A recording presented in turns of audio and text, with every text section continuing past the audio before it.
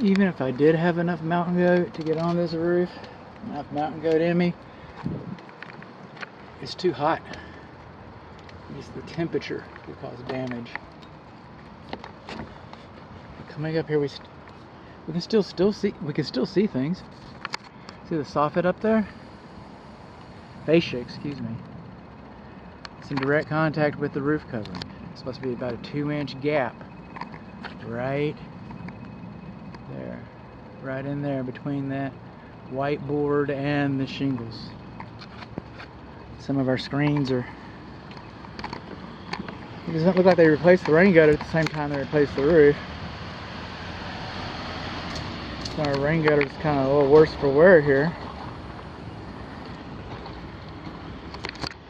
Let's see what they did here. Okay, the underlayment, that white stuff, it's on top of the drip edge flashing. It's supposed to, so water cascades down. But now the drip edge flashing, it's behind the rain gutter. It's supposed to, like this cascades over this, this is supposed to cascade over that. So that was not installed properly.